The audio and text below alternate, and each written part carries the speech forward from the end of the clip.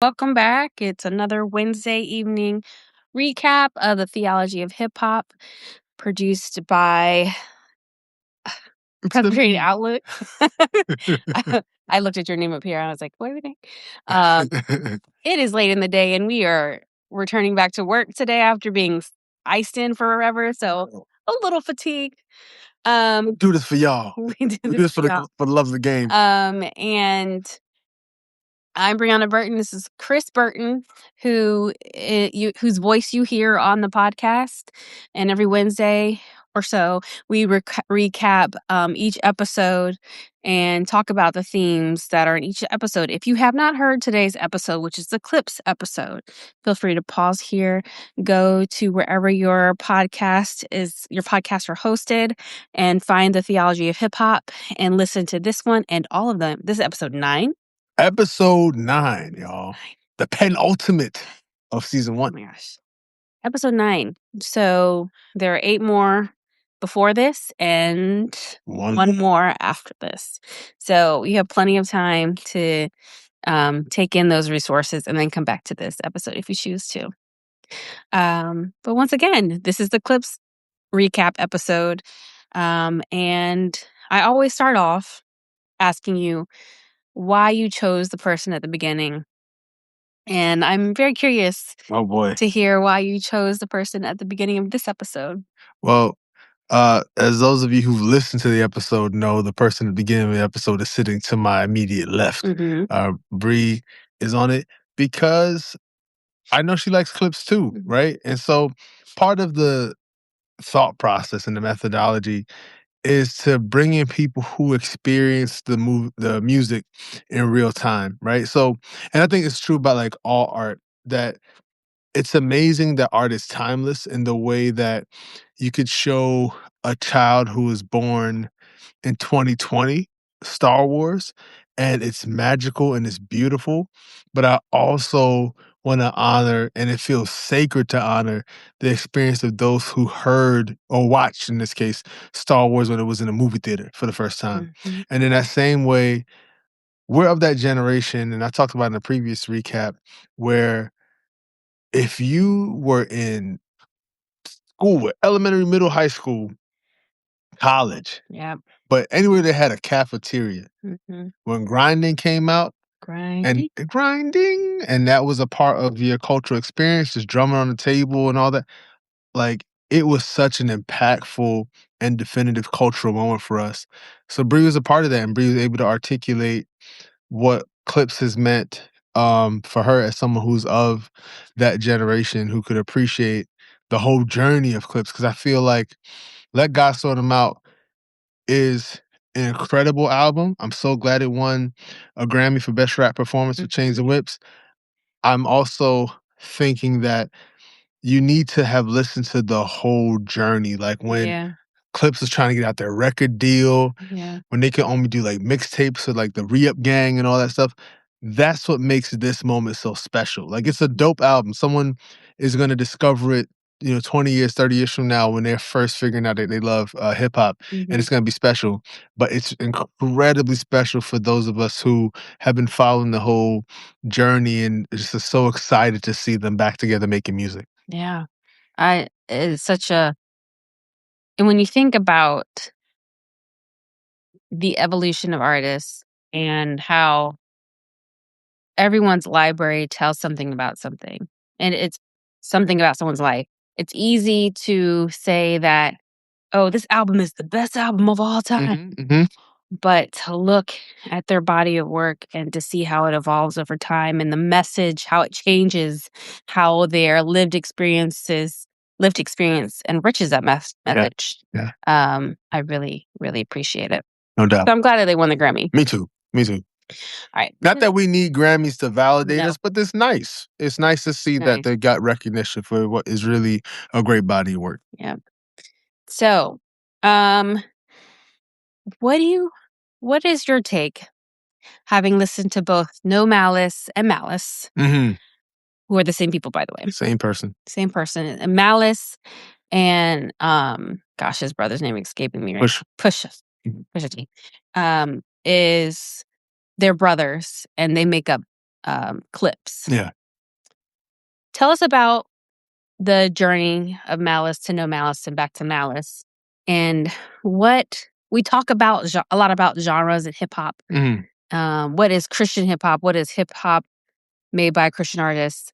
Tell us about that journey. Well, Malice, and it's funny because I remember when Clipse first came out, I thought they were twin brothers. And it's hard to tell them different. It's really difficult. Now I think because Pusha has released so much music independently, I know his voice a lot clearer. And therefore I know Malice's voice really clearly, but it's kind of like you listen to siblings who have similar voices. It's just kind of the same deal. Sister. Right. And so I think that's one part of it.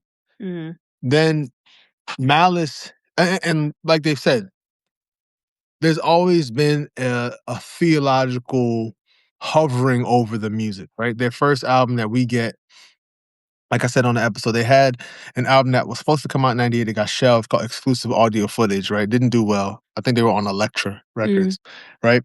And so they end up releasing Lord Willing in 2002. So you see everything has always had some kind of theological underpinning. Lord Willing, Hell Hath No Fury, now let God sort them out.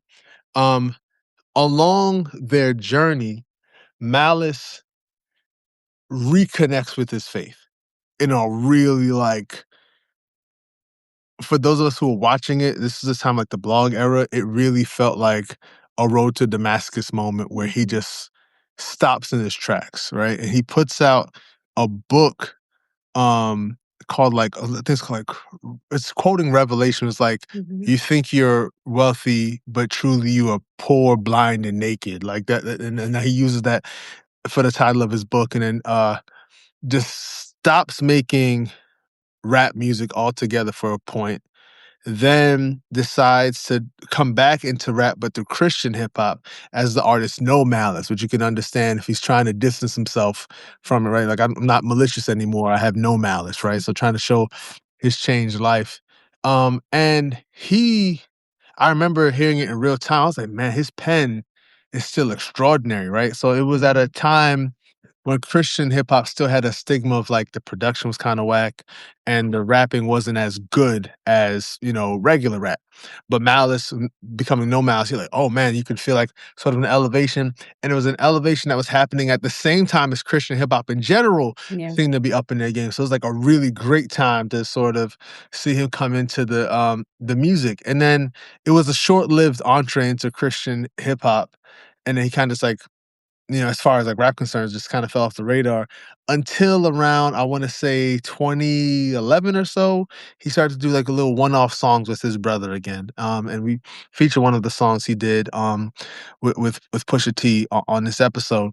And it just really, I remember between the legal troubles because Clipse was trying to get out the record deal with Jive. Between Malice becoming No Malice and then like stopping making music, there's a lot of ways in which this album feels miraculous. And I'm not even trying to be dramatic because it really feels like something that was once impossible. Like there was a time when Malice was not going to make secular rap ever again. There was a time when they couldn't get out their record deal. Even with this album, Let God Sort Them Out, they had to go to Jay-Z and Rock Nation to get support to be able to put this out. Like this album almost got shelved too. So it's been such a fight to see them make, music. And we're talking about like commercially released projects. I'm talking about 3 albums as the Clipse, right? And they're 3 classics. You know what I mean? Just like it's not a huge catalog in terms of like official releases. Now, when you go to mixtapes, it's a ton. Re-Up Gang and all that is a ton of music. But in terms of those 3 albums for the group, it's not that much. Pusha T brings it to now you have a huge discography because he's released several albums as a solo artist. But in so many ways, it's been such a journey outside of the music that makes the music even more special. That sounds like it's a good transition to testimony and the importance of, in the Black church tradition, you have testimony service when you tell how good God has been to you. Yeah. And that their whole journey, overcoming. It sounds like you were in like testimony, listen, testifying on their behalf. God's been good to them, and I'm happy for him. So, let's talk about Chains and Whips. Yeah, that's a good song. A common theme we've talked about is authenticity. We talked about street cred and hip hop, and what does this song do for its audience, especially in this time? Well, I like, number one, its placement on the album is really important because, and this is not an original idea, but it's one worth reiterating. Sequencing can make or break an album, right? There are Completely. tons of music nerds who go and like resequence an album that they think was poorly sequenced. This is the album I think was really sequenced well because you have that first track, Birds Don't Sing, which is such an unconventional opening track, right? Like say on the episode, that's usually a track 14 or track 15, like, toward the end. Dear Mama sort of thing. Dear Mama, thank you, Jesus. Yeah. Like, rappers always put these sort of sentimental things. Shout out to the homie that died, that kind of record at the end.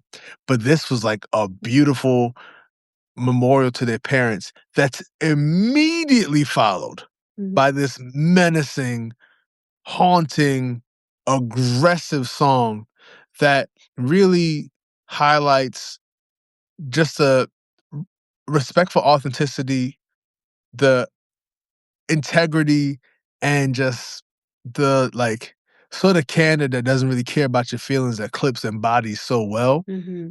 Where they're like, a lot of flossing, a lot of just how great I'm living is happening on this album. But in this song, it's just really, and I heard Pusha say this in the interview, where like just the disregard for like rappers who they don't view as in the same echelon as them. Like there's a lot of respect you can see even if you watched Kendrick Lamar's acceptance speech. Like you could tell that there's a lot of respect, like mutual respect between Kendrick and Clipse, and Tyler the Creator and Clipse, and obviously Jay-Z and Clipse.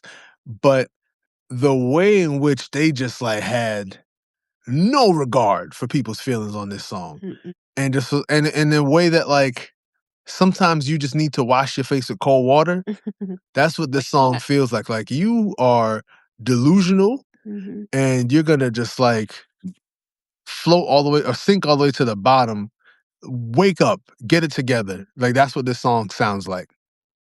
Yeah.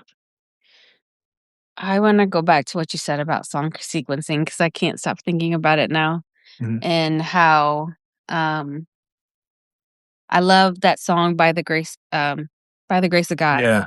And how when I first heard this album, that was a song that I played on repeat. Yes, yeah, I remember that. Because it when you play it on loops, it goes right back beautifully onto itself. That's what I'm saying. Yep.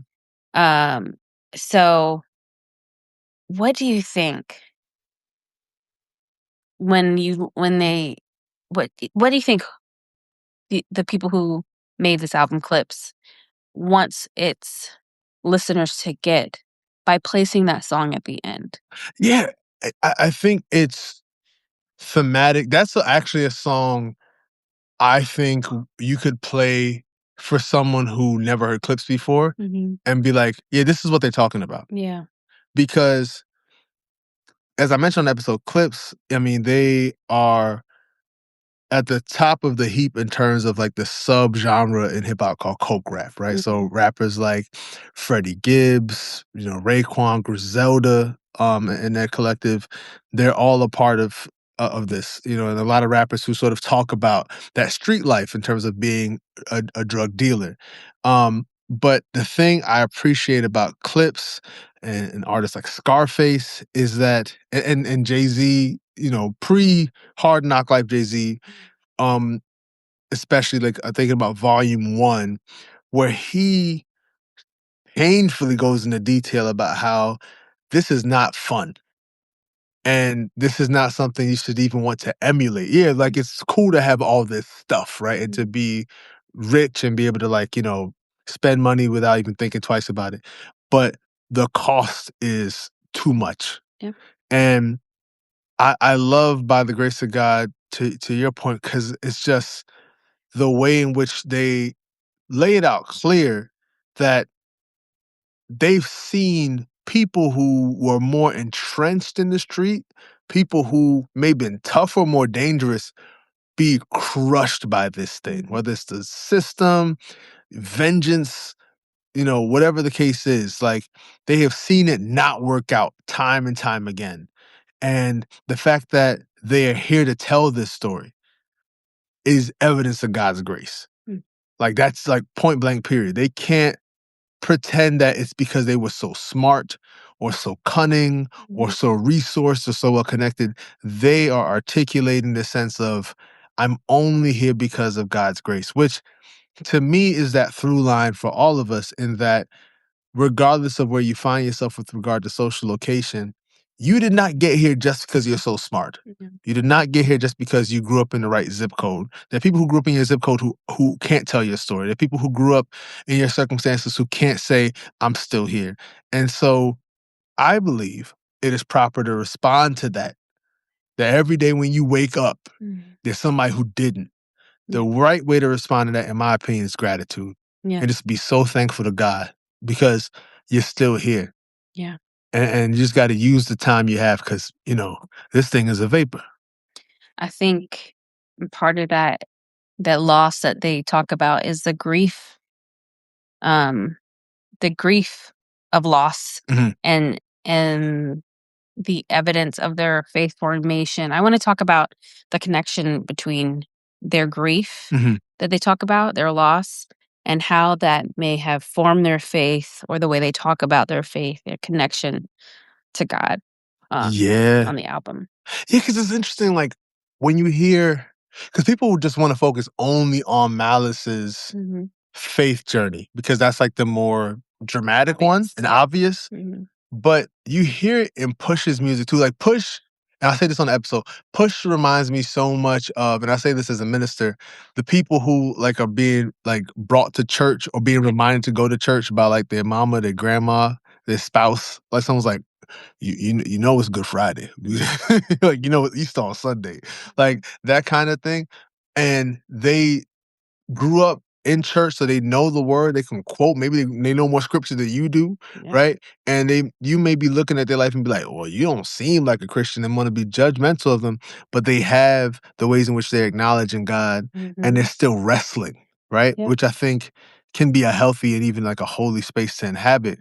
And I just really appreciated, particularly on this album, when Push would say things like, was I like mocking you essentially by going back to the same thing you delivered me from? Which I think is such a profound thing to articulate and a profound thing to demonstrate for people, because in so many ways we all find ourselves in the same predicament where God will deliver you from something and you're like, I'm just going to return to Egypt again. You know what I mean? Like, God delivered you from this thing. You're like right back to square one by your own volition.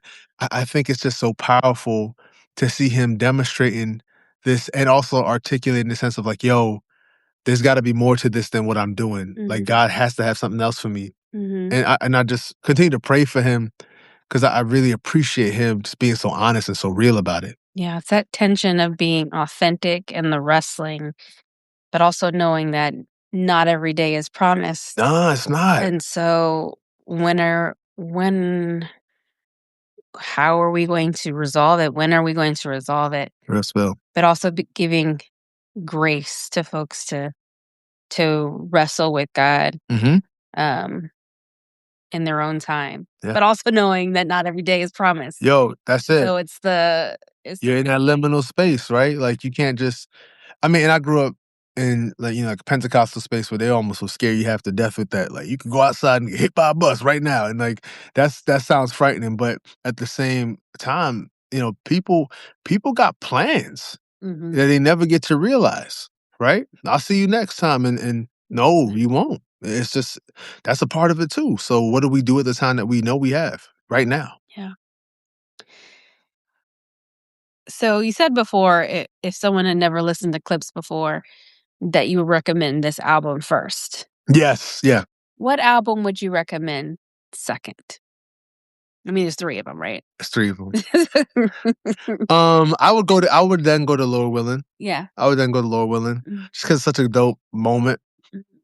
Hell Hath No Fury, I think that's for us. Yeah. Like the real Clipse fans. Mhm. I think Hell Hath No Fury is that. I don't think that's not a. I mean, Mr. Me Too was a pretty big record, Mhm. but that's not an album that was really like for mass consumption. It kind of, if I remember in 2006, well, which is 20 years ago, it it kind of lived in this weird hipster place. Mm. There's a lot of like ironic consumption of cocaine rap, and which fits within the ironic consumption of gangster rap, right? This sort of living or listening to things and sort of doing cultural voyeurism. That's really gross. But yeah, I think I would ask people to listen to Lord Willin' after this, so you can go to kind of that beginning, and then if you really like those 2, then check out Hell Hath No Fury. Yeah. But Hell Hath No Fury has been a favorite album of mine, just in general, for a long, long time. I revisited it when I was making this project, and I was like, I forgot how much I love this album, just because I really felt like they were in such a frustrated place in terms of like the record label was just really not dealing with them fairly. And so the music that came out of that really fit like my energy as like a, I guess, 19-year-old at that time. So I really, really loved that album. I think Let God Sort 'Em Out is one of my favorite albums in any genre. I love that album so much. 2025 was a great year for music. Great year for music. And I remember playing this album all the time, front to back. Front to back. When we were moving T. That's right. That's right. My sister, we're moving in the summer, and so there's always, whenever you have a favorite album, you remember what you were doing when you're listening to that. It's just a nice album to listen to on a road trip. Yeah. No, it's such a great album. Such a rich. This episode is really rich. Thank you. It's one of the longest ones at 1.5 hours. Yeah, it's an epic one. So there's a lot of material to work with and to listen to. Yeah. So if you're sitting in traffic, if you're wanting to get off of your social media wanting to consume something a little meatier, that's right. This is a great option. So as we do with every episode, what can we, some hints to what our last episode will be about? I'll put it this way. For this next artist, the season 1 finale, if you told me that in your opinion they're the greatest rapper ever, I would not argue with you. They're not who I think is the greatest rapper ever. I do have someone who I think is the greatest rapper ever. I think is the greatest rapper ever. You think this person is who you think he is. And I think that they have, I'll put it this way, I think they have the strongest case in terms of critical acclaim. But they're not who I would pick. But they are one of the greatest people to ever rap on God's green earth. Period. And we'll talk more about this. I cannot wait to talk about this. That might be a 3-hour episode. That episode's gonna be sponsored by Cafe Bustelo. So stay and listen. Lots to talk about. 100%, 100%. But we thank y'all for staying and listening to us, and we can't wait to hear what you think. Feel free to write a message here, to email us, anything. We're anxious to hear how you're enjoying the episodes one to another, and just anxious to hear how you're enjoying it. Can I say, don't just write it here. Go on Spotify. Oh, yes. Go on Apple. Yes. YouTube, BaddestChaplain, there's clips of this. You can go on there too. All 3 of those places. I want you to subscribe at all 3 places. Give us 5 stars at Apple and Spotify. Like us. On YouTube. And then write comments. Let's run it up, y'all. Yep. I'm so grateful that y'all have been so present and the sending the love and all that, I really want us to take this where it deserves to be. I'm very proud of this work. So thank y'all for rocking with me. Always shout out to my team, the incredible team at Presbyterian Outlook. Shout out to Bree for holding it down with the recap episodes. Nobody does this by themselves. I'm so grateful and so blessed. Thank y'all. Much love, y'all. Thank you.